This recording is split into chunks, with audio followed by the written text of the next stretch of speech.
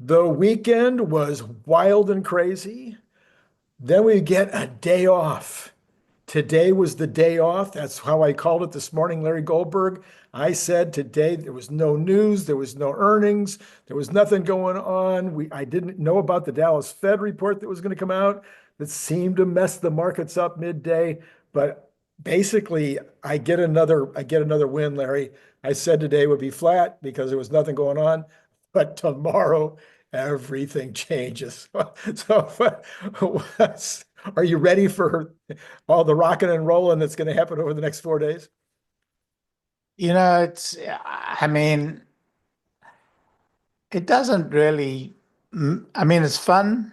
It's fun to project and predict, but I don't think it's going to change much. I think that the the overhang on the market right now is one word. Tariffs, yes. You got it. You guessed it. I don't. First prize. So all of this stuff is just noise right now. All noise. It only becomes meaningful when we see the outcome of the tariff thing, which I don't think will be quick.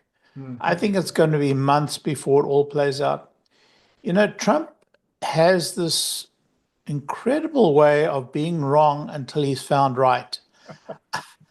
You know, I mean, I'm convinced there's something magical in the whole thing, but look, everything he's done about tariffs is wrong. I'm sorry, it's wrong. I mean, if I was standing on his right side as Elon Musk was, I wouldn't be sanguine and quiet and calm about it. I'd say to him, don't do this. But he does these things and then somehow it turns upside down.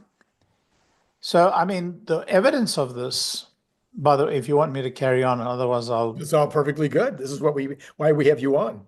the evidence of all of this is Ukraine. I mean, in Ukraine, so as you know, I'm a very independent voter and I voted, on the Democrat side from time to time. I mean, I was a Kennedy Democrat, I always tell Oh, people. yeah. But I've been more consistent in voting for Republicans in recent years. Well, Ronald Reagan really was Kennedy to Reagan was a direct line, honestly. Yeah. And honestly, George Herbert Walker Bush and Clinton, by Clinton's second term, I thought probably the best bet. But I could not get myself to vote for Trump the first bout. I mean, I couldn't vote for Biden, but I couldn't vote for Trump. I stood down. I just didn't. Yeah. Yeah. I didn't vote. Yeah. But I voted for Trump this time. I don't often tell people my vote, but here we go. Yeah. And I don't care about it because I was absolutely opposed to Trump. I was a never Trumper. But what opened my eyes was the assassination attempt Mhm. and his response to the assassination attempt. And he's reaching out to Bobby Kennedy. Mhm. Very important moment, very important moment. And so I began to understand what is, and then I looked back at his record in his first term. And honestly, other than the COVID response, at which point he was captured entirely by the Right. Medicare medical uh, mafia, but up until the COVID response, he made fantastic decisions, really outstanding decisions. In looking back at them, Right. some of them at the time I didn't agree with. Right. So what gave me heartburn were two things. The one was Ukraine, Hmm. and the other was tariffs. Hmm. Ukraine, I was really concerned about his view of Putin because my view of Putin was not that he was a good guy. Right. And, I have a very long history in that part of the world. Right. My family came from the from the Baltics. some from the Ukraine, some from Poland. I've been back to, the Baltics several times, been to Russia, studied Russian history. I was crazy kind of Russophobe. Not that I loved Russia, I was completely entranced by the history of it. Sure. So I was really worried about Trump's view of Putin, of Russia as a normal state, Putin as a normal president. And the other thing I was really worried about was tariffs. Haven't got over the tariff problem yet, but on Ukraine, it's amazing the journey that he's undergone. And I think that he's going to come out on the right side of this that whole case. Anyway, long story short, I'm not discounting his ability to solve this tariff thing, but I'm very worried about it. Okay, we will talk a little bit more about the tariffs a little while later, because I do want to get into a couple of the nitty-gritty aspects of it. But Yeah. for now, let's switch for a moment. Let's talk about Tesla. And there was one question. I had a question coming in today, and you added a second question. I think they're both a lot of fun. So somebody put this up on X today, and I was like, yeah, I wonder about this. And that is, will the Model Ys that they're going to use on the rollout in Austin, whether it's 10, 20, or 50 or 100, will they have steering wheels and or pedals? Yes. They will. Yeah, no doubt. Why? Because they're not making a separate Model Y. They're not making a different Model Y. Couldn't they just cap it? Couldn't they take off the column, No, just put a cap on it? no. And there are a couple of reasons for that, but the real point is that the Model Y is going to be around for a long time and is going to be in this service for a long time. And every time they put one Model Y into the service, they're not going to take the steering wheel out. Okay. All right. So why create this whole complication for yourself?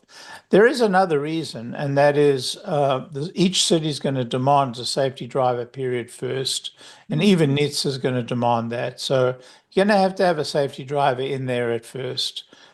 So if you take off the wheel, you're going to put it back for while the safety drivers are, So I don't think it's a question. I dismissed that out of hand, but of course I could be wrong. So the opposite side of that would be that if you have the steering wheel removed and the pedals removed, now that front seat not only becomes more accessible to passengers, in other words, easier for the passenger to think, oh, that's where I'm supposed to sit, but also the second thing is it becomes a car designed for, as opposed to I'm getting into a car that is something else is being used now for this purpose. So it becomes more of a Well, remember the steering wheel contains the airbag. You can't take that steering wheel out without replacing an airbag. That's a very big engineering undertaking because firstly, you have to reprove the whole safety thing. Sure. So I think mechanically, from a design point of view, it would be awfully difficult. From a cost point of view, it would be, prohibitive. It would actually end up costing more than if they simply leave the steering wheel on. So I dismiss that. I could be wrong, as always, but we'll see. All right. So let us know in the comments below what you guys think about that. And then second of all, you brought this one up. You said, how much, and I think we've talked about this a couple of weeks There we have. is how much is Tesla going to charge for rides at the outset? So let's think in terms of the outset being the rest of this year. So as they roll it out in Austin, as they roll it out maybe in Dallas, or whether they come over to California, in San Francisco area, maybe something in LA, as they just start to roll it out, they're testing, they're inviting people to come in. It's more about rolling it out as a new product. What do you think they'll be charging in the early going? I have several conflicting motivations or views on this. I took an Uber ride today, And I ended up writing a long post about it, Okay. which as I got to the last paragraph, I lost. Oh no. Yeah, the screen blanked on me and I got back to my feed and I could not get it back again. So I thought, forget it. Yeah. I'm not gonna write it again. So I'll rant here. Okay. All right. You can do the rant now. I mean, it was one of the worst experiences of my life. Firstly, when I was choosing an Uber, I took my car into the collision center. I banged my mirror as I told you. Right. And I went to the collision center to get the mirror changed out, dropped it, called the Uber. It gave me a choice. Uber Black, $40, 4 minutes. Uber something else, a little bit lower down in the totem pole, not the Uber ordinary, but like the next level down, $32, 8 minutes. Now I will tell you that I've begun to be uncomfortable in Uber because the quality of the cars have consistently fallen. To where if you get the ordinary Uber, like the X. Uber X, yeah, what you get is a 6-year-old car that's in bad shape. And so I've become, so I said, all right, give me the 4-minute Uber. 10 minutes later, I'm looking for my Uber. And I'm seeing the guy stuck in a corner a mile away, and he's been there for the last 5 minutes, 7 minutes. He got there fast enough, and then he just stopped there. Now he's gassing up. I don't know what he was doing. So I messaged him. I said, are you coming, or should I just get another Uber? He said, no, I'll be there. Well, he turned up 5 minutes later. Remember, he was like 2 minutes away. Right. So he turns up. Now it's a big black SUV, a Ford something or other. Look at it, and it doesn't look like pristine. It's got a little dent on the side. Oh, well, okay, I get in. This car is like at least 6 years old, probably older. The wear and tear interior is clear. He's got like some kind of funny carpet that he's overlaid on the dead carpets. Anyway, I get in, sit down, strap in the seatbelt, and we take off. The worst ride I've had for years. 3 things. Firstly,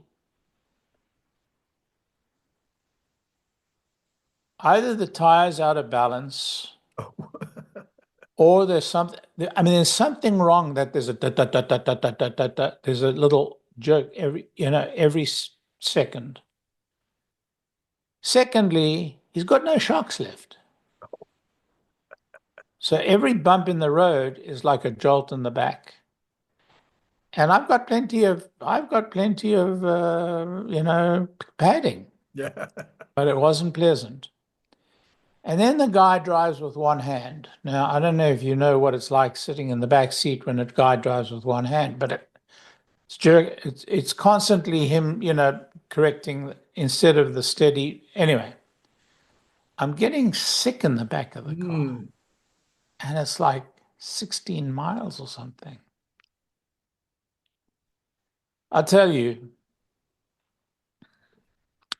when I got out of the car, I told the guy what I thought, and I tipped him 1 cent. 1 cent.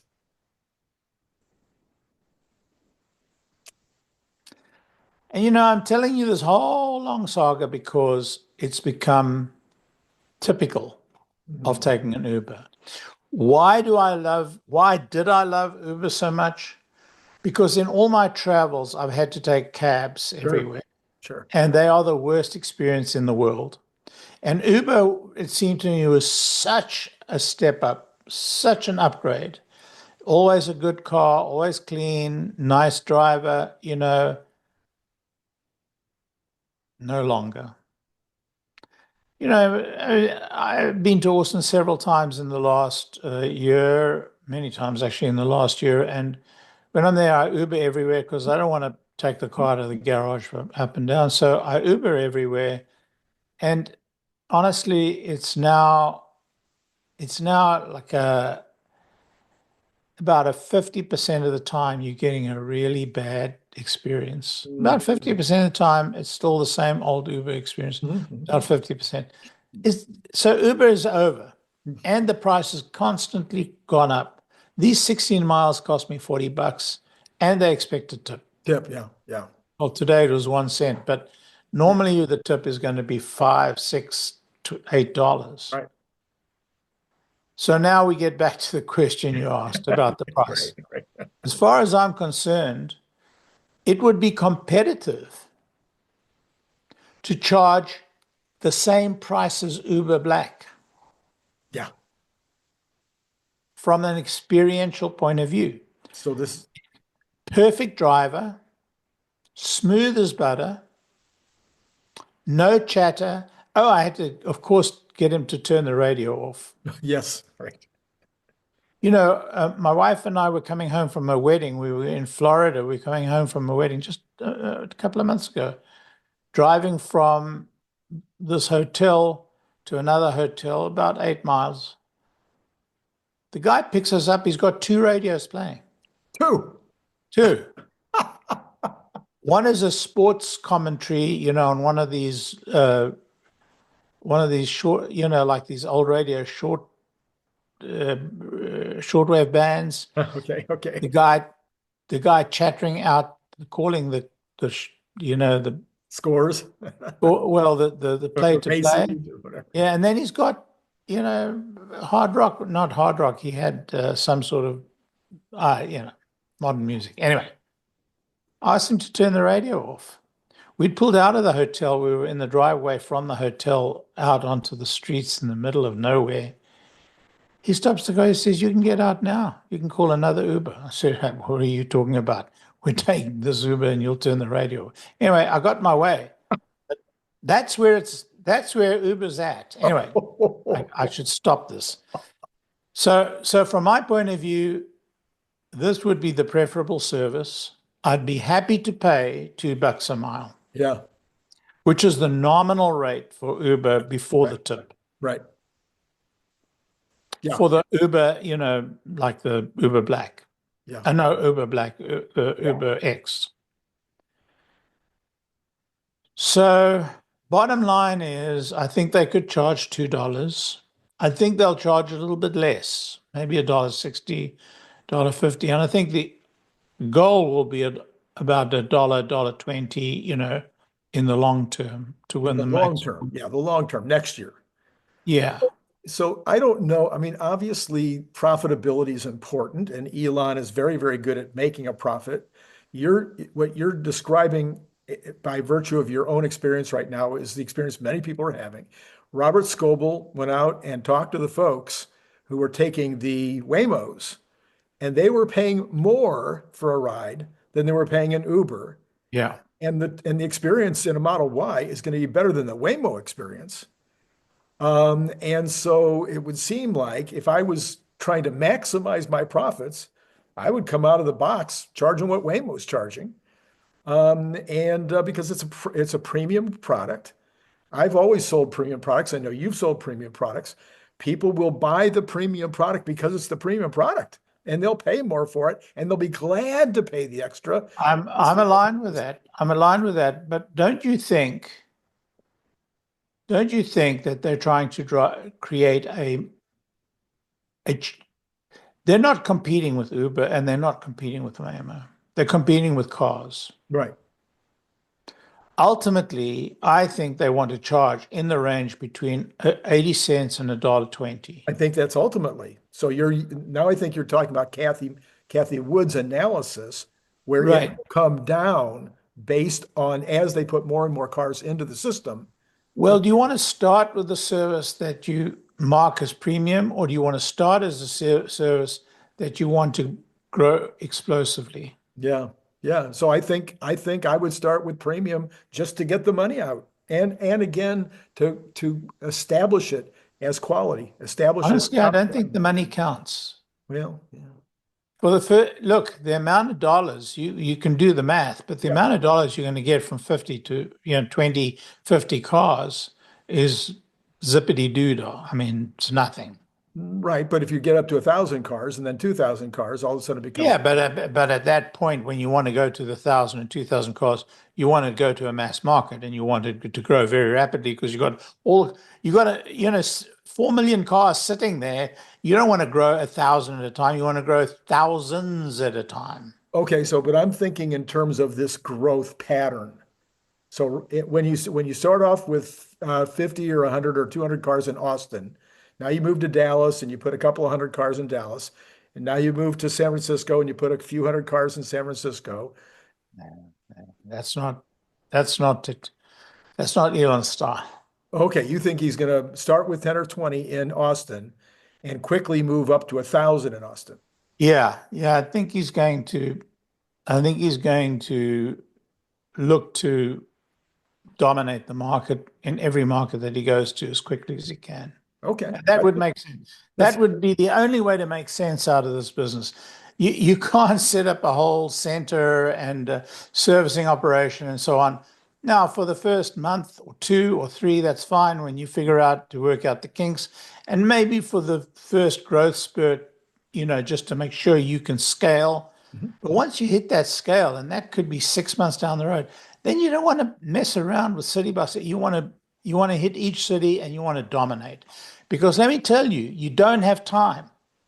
You only have like a year or 2 or 3 to establish dominance. That's all you've got. Well, then I bet you I already know how you're going to answer my next question, because I had this big battle over the weekend. Okay. Where Elon and CERN and Kathy Wood and I agree that there will be millions of RoboTaxis by the end of next year. Yes. Kathy said, then you can't figure out, then you can't mess around with it nonsense of 25 cars here and 24 cars there and $2. No, I'm 100% with you in terms of how fast they'll grow it. I think they'll grow it very, very rapidly. But AJ and Meyer, what's his last name? Thacker? Thacker. Yeah, they were like, no, it'll be a much slower rollout. We're talking about They're wrong. years. And I know AJ is going to give me such a bollocking. I don't care. He's wrong. He's right. Yes. Well, By the way, if you're not subscribed to AJ, you need to subscribe to him. His most recent analysis on Tesla is outstanding.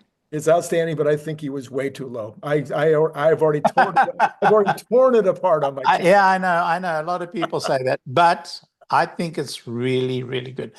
What I like about it is, look, you can put your own numbers in there. Yeah. What I really like about it is, the basis of the methodology and how he reaches his numbers. 100%. I love it. But I asked him a question and he was so aggressive in his response. He was like, oh my God, yes. AJ, just calm down. Calm down, AJ. That's right. I'm not questioning your mother's antecedents. Yes. Okay. And then that raised the question, Larry. Kathy has always put her price target, her $2,700 price target, as being 2029. But she also says in her white paper that she's assuming it starts 2 years from now.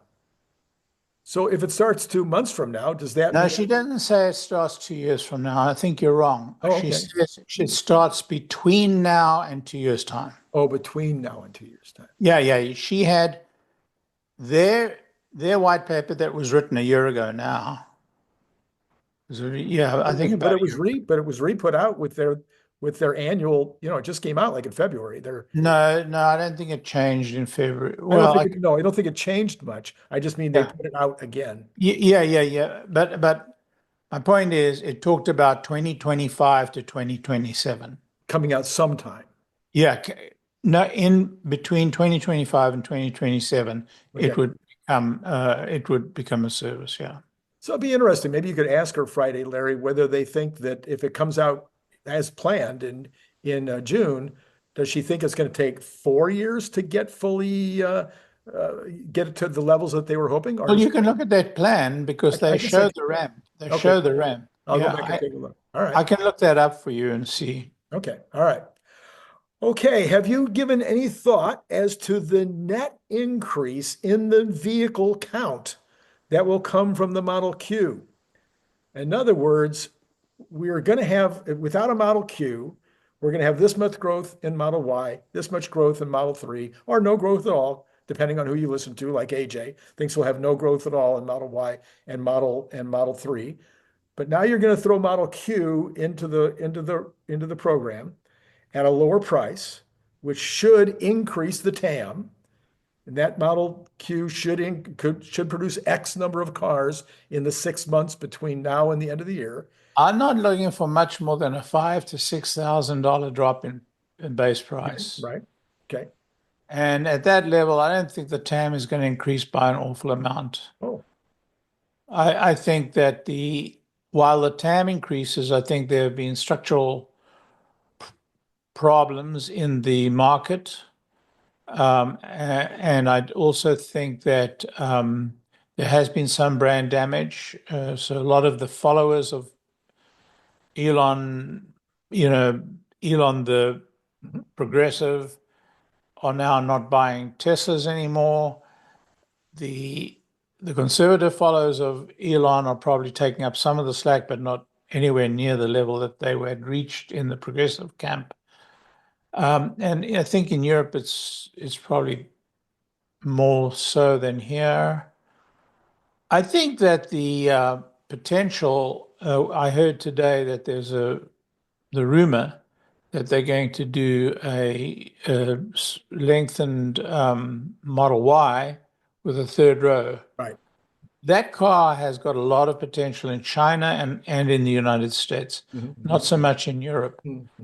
The lower cost car could well sell better in Europe. I think had they gone to a smaller car, an actual, reduction in size, yeah, it would have been better for Europe. So we'll see. All right. So you're thinking then that this will not impact their numbers significantly at all for 2025? 2025 numbers are going to be poor. Even this quarter is going to be poor. The ramp is coming a little bit late to get really big numbers for the quarter. So I think it's going to be a tough quarter again, and I don't think we're going to see much growth in the numbers. I think it's going to be 1.7 million year, 1.75 million year.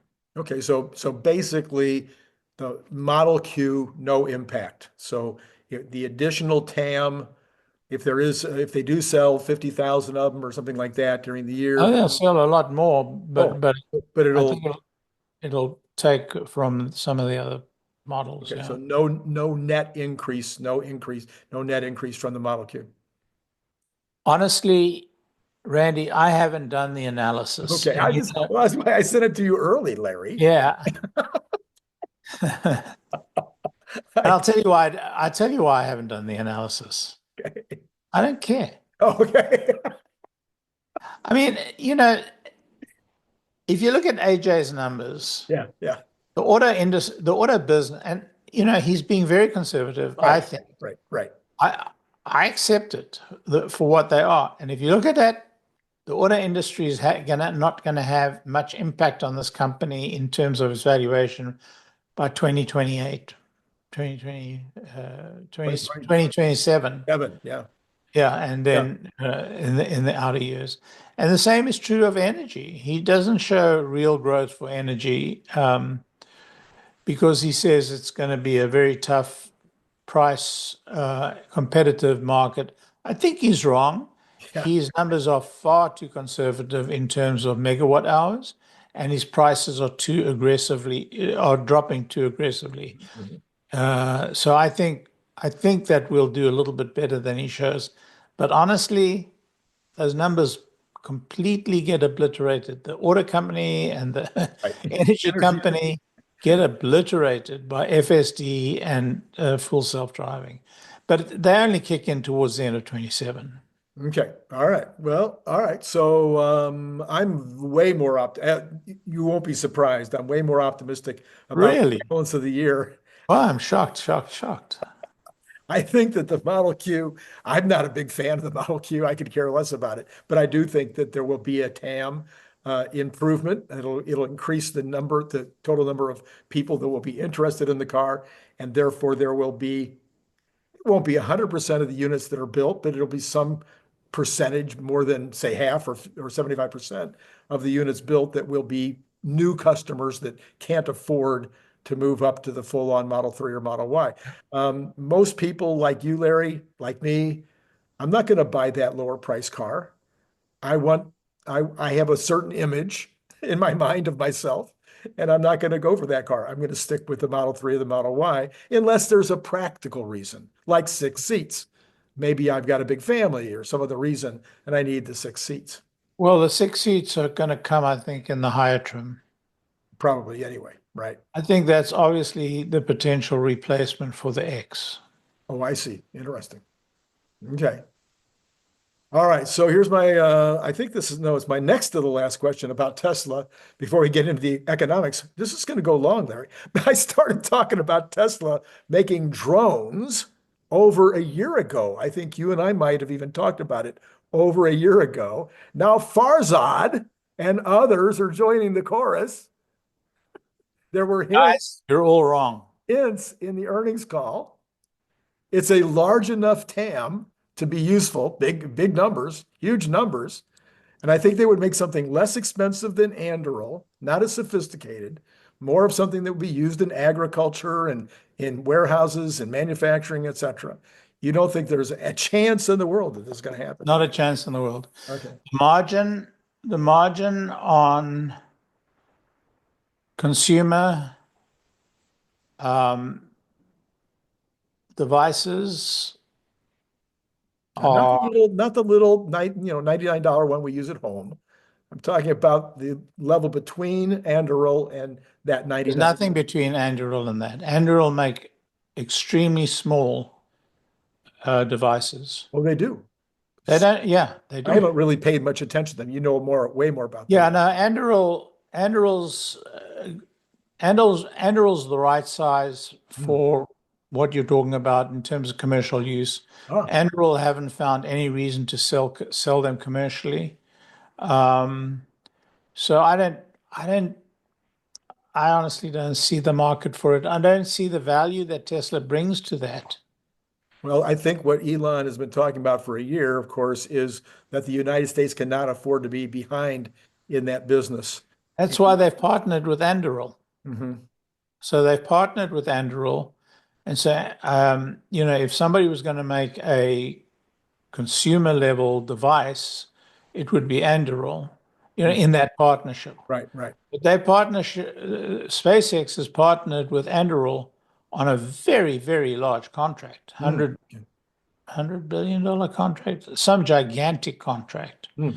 So, I mean, I don't see with that partnership in place how Tesla would want to get into that business and why Tesla would want it. Tesla's got their hands full. Because it's a bright, shiny object that Elon is very interested in. You always have to take that into consideration. Okay, the battery line. Why is he very interested in it? Where did he talk about it? Oh, he's been talking about it since I can remember. Actually, Brian Wong and I have been talking about this way more than you and I have because of the military implications. And Brian, of course, that's one of his areas of expertise is military equipment. And so I believe Elon has been saying for as long as I can remember that the future of warfare is drones. Nothing else matters in warfare in the future. If you don't have the best drone, you're done. And so he's been talking about that for a very long time. And so and then he just mentioned in the earnings call that if the United States I falls, think he talks about autonomy rather than drones. I don't think no he uses. drones specifically. Yeah, yep. Yeah, well, I mean, Anduril make drones. He's got into partnership with Anduril, so Cool. I mean, it's possible. Look, I'm always happy to be wrong. It's just my opinion. Okay, Germany. Germany. You told me as we came on today, because I missed this, I don't know how I missed it, is that there are some new advertisements for people to help out on the battery line in Germany. Talk to me. A lot of positions have opened on the for battery manufacturing for Germany for the Berlin plant. And they built a very large building that's Right, standing empty right. for the battery manufacturing. And they haven't been able to fire it up. Why? Because they haven't dialed in the dry cathode project yet. Right. Well, we know now that the dry cathode is working and they're in production and they're reaching volume production. And so I think this is the time to start manufacturing batteries in Germany, particularly with what's going on with China. Although China and Europe seem to be coming to terms, but I think that this is the moment where they'll start manufacturing in Europe batteries. Yeah, I think the German plant has been making anodes and shipping them to the United States. Is that how it's been happening? They stopped them from continuing to build the whole battery, but they have been actually supplying anodes or cathodes. I can't remember which one. I don't know the Okay, background to that. okay, all right, okay. The economy, Larry, what a week we've got coming up. All right, the Fed's financial stability report came out today. This is only a week after the Beige Book. It was very, very stable. The VIX is down to 25% last time I checked. I didn't look at the final number today, but it was down to 25 earlier in the day. The markets must be feeling okay. They must be feeling like doesn't look that bad out there right now, that maybe we can get through this whole tariff mess and everything else. Basically, I think even Morgan Stanley came out today and said that they are bullish on equities at these levels. They believe the tailwinds from earnings and tariff agreements are upcoming.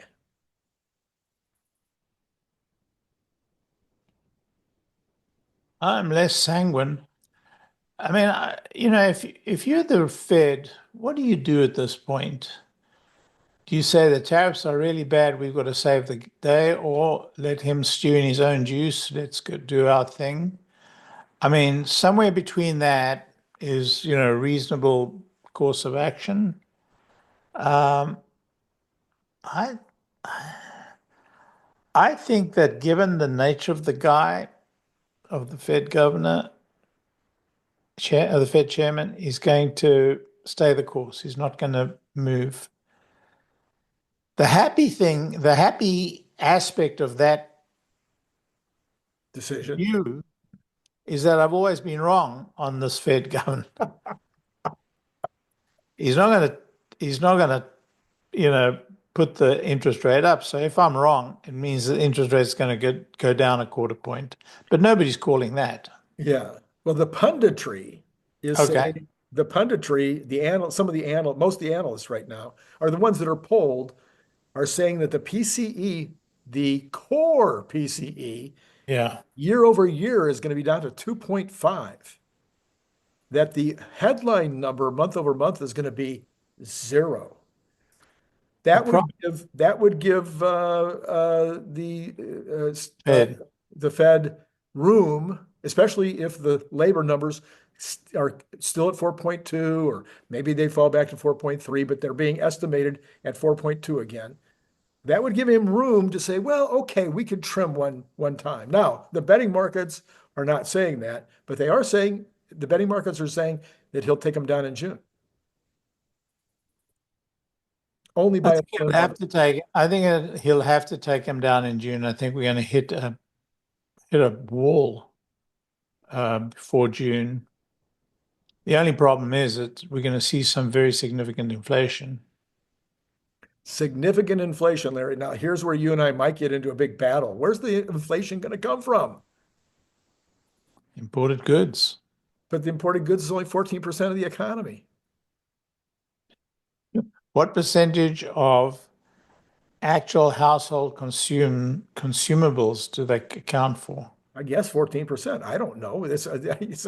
I'm not. No, no, no, no. The economy's I guess services and yes. In fact, it's 60% services, Larry.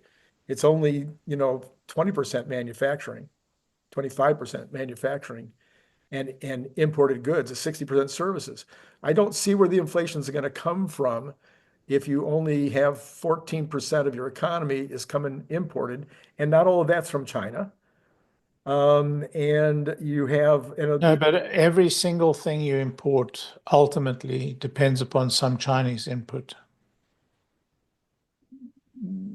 chocolate from those big chocolate bars that I get at uh, what do they call it? Anyway, yes, China has input on a lot of things. All I'm saying is if everything went up 15% and you have 15% of the imported goods, you'd have a one-time hit to price. And if everything passed through and people didn't make other choices, et cetera, you would have a maximum impact of what's that, 2.25%? One time price increase. Spread that over a year, you're talking about, you know, well, you're adding 2.5 to whatever it's going to be. So let's say it really does come in at 2.5 before the tariff. Now you've got it all the way up to 5%, and then it doesn't repeat going into the new year Why does it not repeat? because the tariff is now you're comparing it to last year's number. So when you're looking at last year's number, the tariff is already in it. So there's no increase based on the tariff. These things have a domino effect. Once something costs more, then you have to charge more, and then I mean, it just has a domino effect. I have a time will tell. Time will tell. I think that there's going to be some very, very big ructions in the market, and it's really hard to tell how it plays out. Yeah, this week alone, there's going to be those things. So did you watch the Scott Bessent interview this morning? Did not. Okay, so in his interview this morning, he was very calm. Now he's got to be because he's the He's administration. always gone. He's always calm anyway. I've never seen him excited. He said he said that his goal right now is to get agreements with the big eight, well, eight of the 15. So there's I guess 17 or 18 total countries that make up almost like 90 something percent of the total. Out of that, you got China, which is a really big one. You got uh, Canada and Mexico, and then you've got a bunch of others. He's concentrating on the Asian group. He says what he's looking for is 8 players that represent 74% of our imports, and he believes that those can be done quickly. So if we get those guys out of the way, that should be the tailwind that JP Morgan was talking about. Yeah, well, I'm not excited about, where this thing's going to end. I'm hoping for the best, and everybody's putting a good face on it. They've probably locked Navarro up because I haven't seen or heard of him. So I think that's a good thing, So I don't know, we'll see. Okay, all right. I think it's a pity. I think that it's really cast a pall on his presidency, and it's kind of cost the conservatives the election in Canada. Perhaps cost the. It does look that way. Larry, I'm going to say this out loud. Now that the elections are over, virtually over, just a few hours away before they'll be over, I thought that both candidates were beyond dull. I like Oliver. I I didn't like say I didn't him a like lot. him. I didn't say I didn't like him. I just think he's dull. I think he's great. I think he's got the driest, Doesn't but have any, doesn't have any, you know.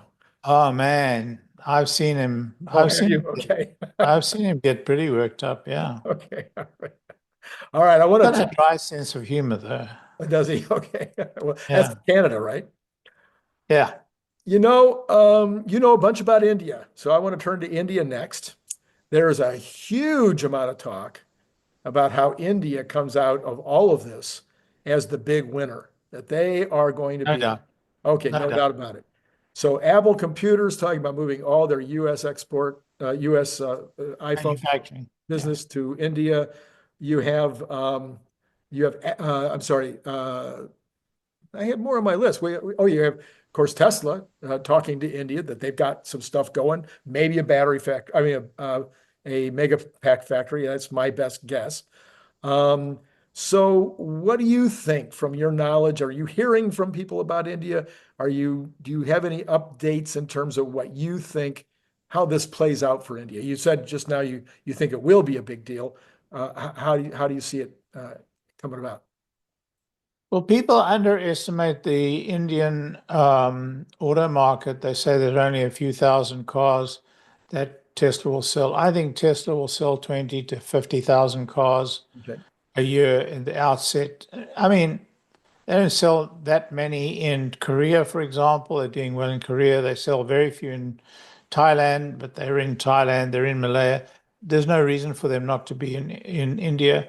And it's going to be difficult for them to manufacture in India um, because the volumes are going to just be too little. right, Um, but what could they make in India? Firstly, India is in dire need of batteries, right, dire need of batteries. I think the best thing they could do for India is set up a battery manufacturing plant. Whether they do that at the outset or whether they do that down the road, I don't know. But that would be, I think, a really good move for them because I think there's an almost endless demand for batteries, for industrial, storage right. batteries in India. So Uh, are you thinking battery cells themselves or just the megapacks? Or both? well, I think both. I think there's no reason once you're making megapacks. I mean, they're very hungry for. And the other thing that India will be a good market for is the semi. Okay. Particularly if they're prepared to invest in infrastructure in particular lanes. I think Mm-hmm. that would work very well. Mm. Um, Look, it's a gigantic market. Of course, SpaceX for Starlink is going to be a huge market, huge market. So they've opened an office. They're hiring like crazy. So something is going to happen, and I think they'll start by importing Model 3s or Model Ys, new Model Y from Europe. That'll be a good outlet for Europe. Right. And then, maybe set up some sort of um, plant to put kits together and then ultimately start manufacturing. So one of the big industries for India is the customer service centers, where when I talk to certain companies, that's who I talk to, is somebody in India. India's a little bit too expensive for that now. Oh, are they? That's moving to the Philippines or has moved to the Philippines.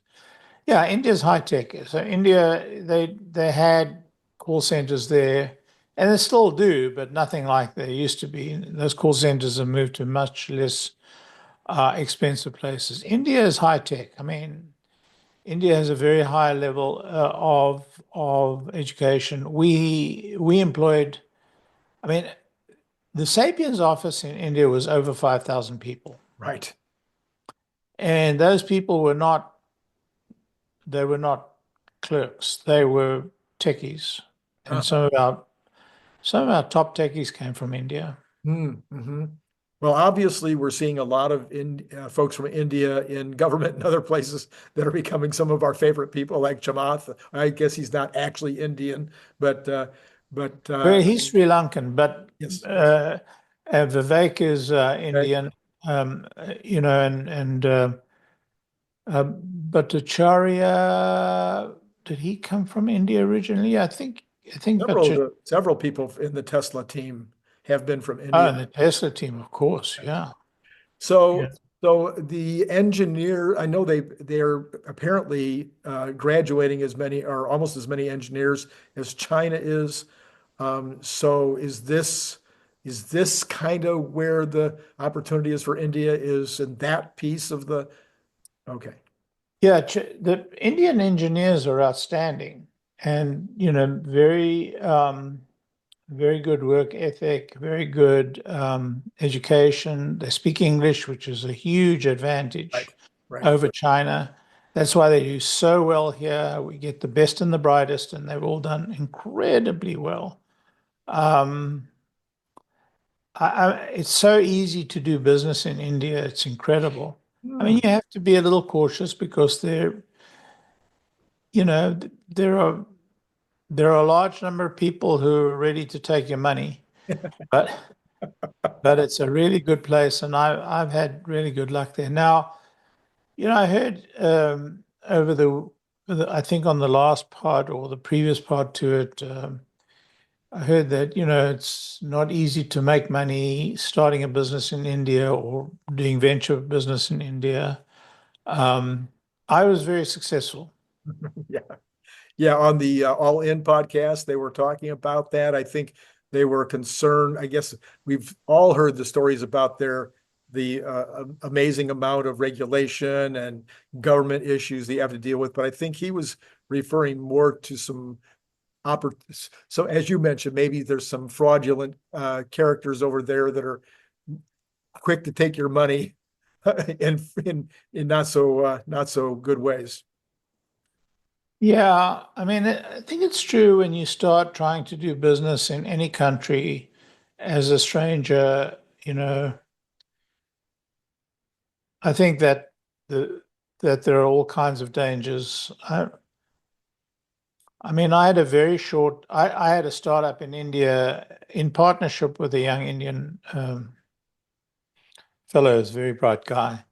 And we were only together for about 2 years, and I did quite well out of it. And I exited actually selling to private equity that backed him. Wow, And yeah, it was Indian private equity, interestingly enough. Uh, interesting. yeah, and there was a cultural conflict. We worked through it. There was a cultural conflict. Um, but, and he's done very well. He's done very well ever since, and I'm very pleased for him.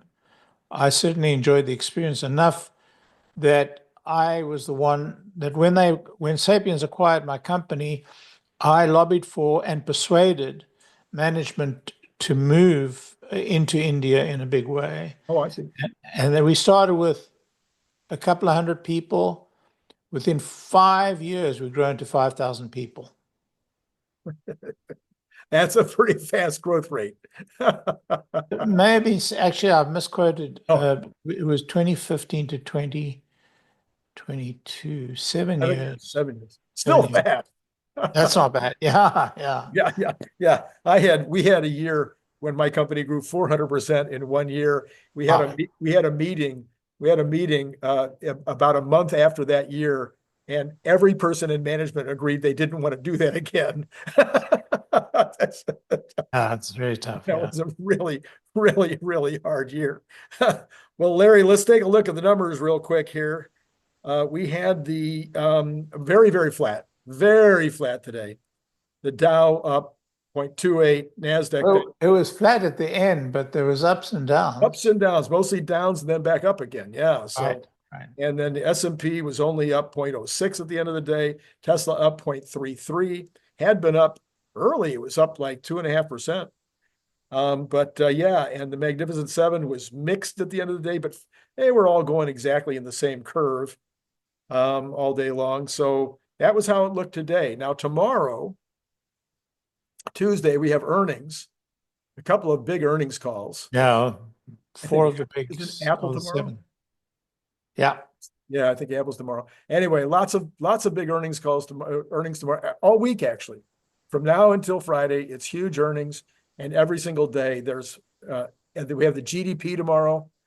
Um, so there's a lot going on. Yeah. I mean, on Apple, it doesn't really depend on what their earnings are. It's what their supply chain, what they say about their supply chain. Exactly, and how that's affecting their guidance and all the rest. 100%, I think that's what we're going to all be looking at is going to be the guidance. Not that isn't what we should always be looking at, but that's going to be even more important with the tariffs. Okay, so I don't know. Oh yeah, you know what? Oh, is it some? I've been doing this long enough. I should know this. Uh, we had. I am getting my computer's not giving me what I want here. Okay, so bonds ended up at 4.206, Larry.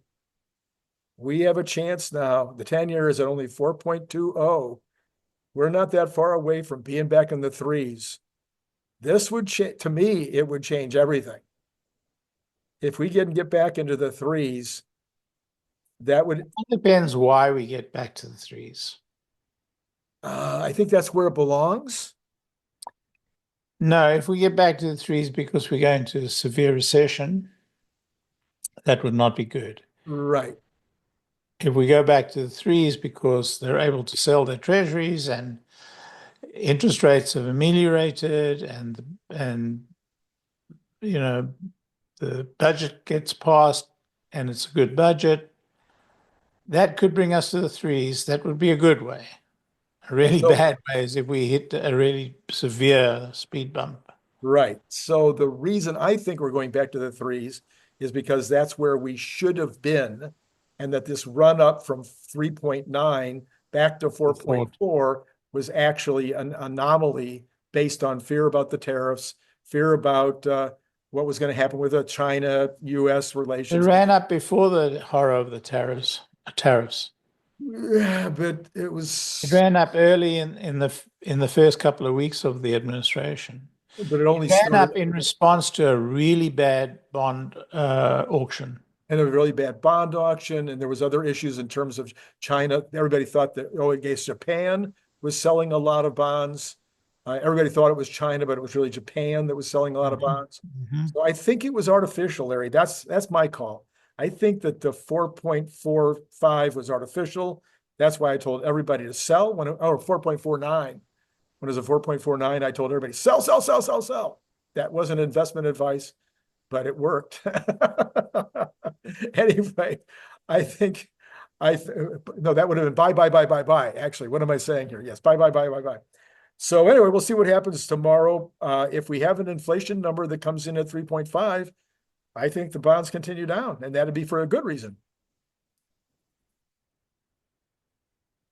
It says, this is what I was trying to see a minute ago, S&P futures inch lower after a broad index notches fifth straight winning day.